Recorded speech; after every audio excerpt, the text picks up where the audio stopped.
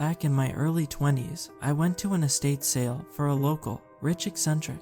It was a part-time hobby of mine, and I mostly bought the stuff nobody else would bid on. In this case, it was a cardboard box full of books, the catch being that they didn't disclose what books it held beforehand. Judging by the moist and cracked box, it was just glorified trash, but I took a chance on it anyway. I got it for $15. When I brought it home, I had my share of fun going through the mystery box. Most of the books were old and tattered paperbacks, mainly detective novels from the 80s, with dusty covers and sand scrunching between the pages. I pictured the owner reading them on a beach somewhere warm after all the money making and the societal weirdness. How else would a rich eccentric wind down? One book was different. Old, but not like 80s old, more like a couple hundred years, at least. It was in surprisingly good condition, but rifling through it I could feel how its pages were more brittle, its spine soft, and curved by scoliosis. It was a book about alchemy. I immediately called out for my roommate Hugh to come check it out. He's a history major, so I thought he'd get a kick out of it. He was a bit grumpy when he first came out of his room, but once I showed him the book, the disturbance seemed to become worth it, his eyes widening in the way that they always did when he'd find something to nerd out about. He began to rifle through it, and without lifting his gaze, his eyes glued to the pages, he said, "Where'd you get this?" "An estate sale. It was in a box with a bunch of other books, but they were mostly trash. This must have slipped into the wrong box," I answered. "And how much did you pay for it?" $15. "I mean, not just for this book. The whole box." "15. Dude, this might be worth a few hundred, at least. Or maybe a bit less," he said as he abandoned the book's innards, instead examining its exterior like a pawn shop owner. "It's not in the best condition, but any alchemy book from the 1600s is still worth something."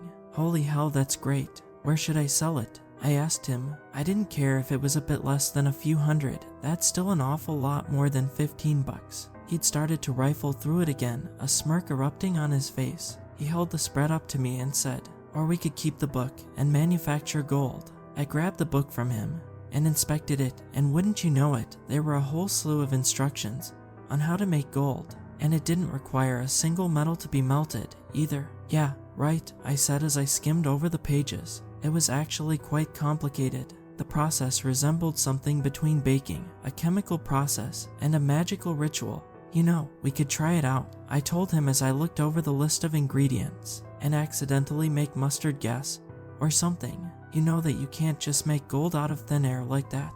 It's not out of thin air." "Look," I said, handing him the book, "you're the history buff, so tell me if I'm wrong, but those ingredients would have been nearly impossible to get your hands on 400 years ago when the book was written.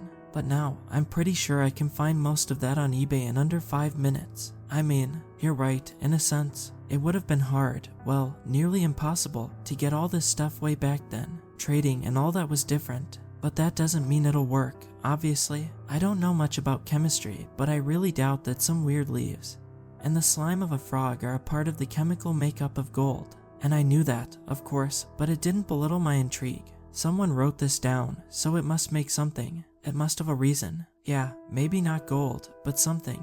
And because the internet, we can try it out. Maybe we'd be the first ones. I smirked at him, and with my best impression of a chem teacher said, "Jesse, we have to cook." That got a laugh out of him. "Okay, fine. But you order this stuff, okay? I'm not paying." "Sure thing, boss," as he retreated back to his room. As I ordered all the ingredients from various sellers across the globe, a tinge of doubt scurried up my throat. It was stupid to spend this much money on a mediocre joke, but once I was finished ordering, I realized that I might as well do it since I'd come this far. I'm sure Huey will get a kick out of it, I thought. Packages started coming in nearly every day, and after 2 weeks I received the final parcel. Once it arrived, I stacked all of the boxes and letters on top of each other in the living room. I waited until Hugh got back home, told him to follow me, and then exclaimed "Ta-da" at the mountain of parcels that faintly resembled the Leaning Tower of Pisa. "What's this?" he asked. "Don't you remember? It's our gold, just waiting to be crafted." "Oh," he replied. I don't think he found the subject funny now that we'd actually be able to do it. "So, should we cook tonight?" I asked. "Well, you know, I got a lot of homework." "Huey, you sly dog. I ordered all this BS, and we're gonna make gold, even if it kills us. Now get an apron and some mad scientist goggles, and meet me in the kitchen. He seemed to lighten up a bit. I think I still have those thick safety goggles from Chem. Awesome. I'll start unboxing, I said, and began to move the boxes into the kitchen. The task seemed quite daunting once we had everything laid out. The instructions were long and detailed, and there were at least 30 ingredients, and each had to be added at a precise point in the process. I cracked my knuckles, put on some tunes, and we began to work. It was actually quite fun, sort of like a game. We mixed and pulverized and sorted ingredients, and at times the recipe would call for an incantation to be read, and specific words had to be said out loud as specific ingredients were added. Each step was weirder than the previous, and we laughed at all the crazy and weird ingredients we had to add. A few hours later, we'd arrived at the second to last step, which was to add in a rat's jawbone, pulverized to resemble fine salt, and say a specific prayer written in the book. The final step was to lock the pot into a dark room, leave it undisturbed, and come back in a few hours' time. Once we were finished, we chucked the pot into a closet, and realizing that it was nearly 2 in the morning, decided to go to sleep and to check on it the next day. The next afternoon, once Huey was back from school, we went to the closet together for the grand unveiling. Once we opened the door, the pot seemed empty. Did it evaporate? He asked. Well, that was some joke, I said, frustrated. But it was also kind of funny. Maybe this was just a huge practical joke, and we became victims of it some 400 years after it had been written.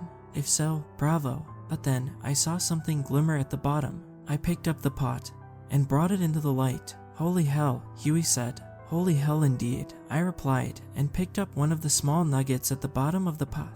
It looked like gold, but it was impossible to say what it was without testing it. There were 5 little nuggets in total, maybe a few grams worth. Do you think it's real? I asked. No way, probably just some chemical reaction, making something that looks like gold, but really isn't. Yeah, you're probably right. I'll go to a jeweler today and ask them what it is. Maybe it's still worth something. Sounds good. I bagged up the little nuggets and went straight to the mall, where there was a jeweler who'd also buy gold and silver. He was a bit skeptical when he saw the minigrip holding the small golden rocks, but he was kind enough to check it anyway. When he asked where I'd gotten it, I told him I'd started going gold panning, which was an okay lie were it not for the fact that our county was definitely not one where panning for gold had ever been done, at least successfully. As he was testing the nuggets one by one, he asked me whereabouts he'd been panning. Then, he answered depends on whether or not it's real gold. I replied snarkily, well, you're in luck. It's real gold, alright. Holy hell. I croaked, the excitement overpowering my poker face. I'm guessing this means you won't be telling me where you've been panning. Then, I laughed and said I don't think so, but hey, you want to buy it? For the right price, sure, the man said. I knew he wouldn't be giving anywhere near the going rate, but I didn't really care. I could just go home and make more. In the end, I walked out with a few $100 and strutted home with dollar signs embossed on my pupils. When I came back, Huey was sitting on the living room couch, watching TV. I walked up to him and slapped the wad of bills on his lap. What's this? He asked, seemingly annoyed, but then he picked up the cash and started counting through it. Wait, it was real? Yup, I answered. And you're not just screwing with me? Nope. Holy hell. We decided to make another batch immediately. We had to double check that this wasn't a fluke, and perhaps Huey also wanted to absolutely guarantee that I wasn't pranking him, as if I'd have that much cash on hand for a prank. Anyway, the only problem was that we'd only had the one rat's jaw. It's not exactly a product they sell in bulk, but with the 50 or so other ingredients still plentiful, how much could it really matter? It didn't make sense to begin with, and maybe it had just come out more impure or something, so we decided to try anyway. We followed the recipe to a T, making a much bigger batch this time, simply omitting the pulverized jaw bone. We left the pot in the closet and called it a night. It was difficult to fall asleep through the excitement, like it was Christmas Eve. But at some point I drifted off. I dreamed of sitting on a yacht, drinking mojitos brought to me by muscular men in Speedos. A loud, visceral scream woke me up, the kind that is produced by something so horrible that all your inhibitions fade away, and your voice cracks, and wails, and burns as you yell, hoping for it to drown out that abhorrent, spiteful feeling in your chest. Panic and confusion arose in my mind, and right as I flipped the bedside light on, my door slammed open, which made me yelp frightfully. I was expecting a murderer, but instead, it was Huey. but something was wrong with him. He was missing his jaw. It looked as if it had been ripped clean off, leaving the rest of his mouth intact. His tongue seemed longer than usual as it hung limply, pointing at the ground as it no longer had nothing to lay on. Blood was still spewing and dripping from broken blood vessels around his mouth, making it look like the pink redness of his mouth continued far below, right down his neck. He screamed in panic, but it came out accompanied by a gurgling sound, exemplified by the battalion of red bubbles rising from his throat. His tongue moved, like he was trying to say something, but without a jaw the task was nearly impossible. His vocal cords began to tire themselves out as he tried to speak in vain. His breathing started becoming ragged as he inhaled blood into his lungs in panic. His eyes were moist with fear and he simply stared at me, his posture wide and static. He was trapped, wanting to ask for help, but he couldn't. He had been robbed of that human effort to plead for mercy. I could see it in his eyes. It took me more time than I'd like to admit until I did something. I think I was in shock, which is hardly an excuse. That probably made him even more scared. He was practically drying, and I just sat there and stared at him. Anyway, I finally called 911. The operator didn't seem to believe me at first, and she made me repeat the same thing 3 times. Yes, his jaw is missing, and he's bleeding out. No, I don't know where the jaw is. No, I didn't do it. No, I don't know what caused it. Please, please, please, come quick. The paramedics took him straight to the hospital. Cops came as they were hauling him away. They asked me a bunch of questions and searched the house, but seeing as there was no real evidence of foul play, they didn't bother me further. They ruled out my involvement, I think, but it didn't seem like they had any working theory for what had happened. There was no weapon, no signs of struggle. Huey's bed was soaked with blood, and the trail only led to my room, so it couldn't have happened anywhere else. Really, what made the case even more peculiar was that they couldn't find the jaw anywhere, not even a piece of it. Once the cops left, I went to the kitchen to make myself some coffee. I was tired, physically and emotionally, and Huey's jawless face wouldn't leave my mind, like it was ingrained to my vision to torment for eternity. Guilt wrecked me, and once I finally sat down, I began to sob uncontrollably. I knew that it was because of the book.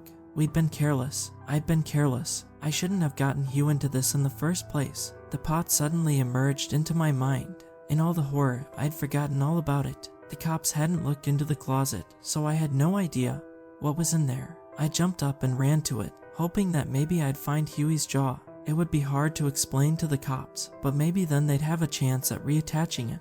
Maybe. The jaw wasn't there, to my dismay. Instead, there was a lot of gold. Large nuggets, probably a few 100 grams worth, at least. I grabbed the gold and quickly sorted the nuggets into multiple mini grip pouches. Once I was done, I drove out to a bunch of jewelry shops and pawn shops, selling the gold in small quantities at a time not to arouse suspicion. By the end of the day, I had a boatload of cash burning in my pockets. Huey was in the hospital for weeks. I went to visit him a couple times, but he still couldn't speak. It broke my heart. I wished he could speak, just so he could tell me what an ass I'd been. During his stay at the hospital, I ordered more supplies and started cooking on my own. I can't say how much I made, but at some point I had enough not to have to work for at least a year. Once Huey was in good enough shape to return home, I left him more than enough cash to cover his surgery bills, as well as a bit of extra. On top of the money, I left a note that I hoped would express how sorry I was, what he meant to me as a friend. What a bad friend I'd been. The night before his return, I left town, taking cash, the rest of the gold, as well as the book with me. Like I previously said, the book contains a lot more than just the recipe for gold. It would be a disaster for the wrong people to get their hands on it. So I went off grid. The book kept me just below rich, and I traveled around not to draw any attention to myself. If you're reading this, Hugh, I'm sorry. I hope life has treated you better since I left.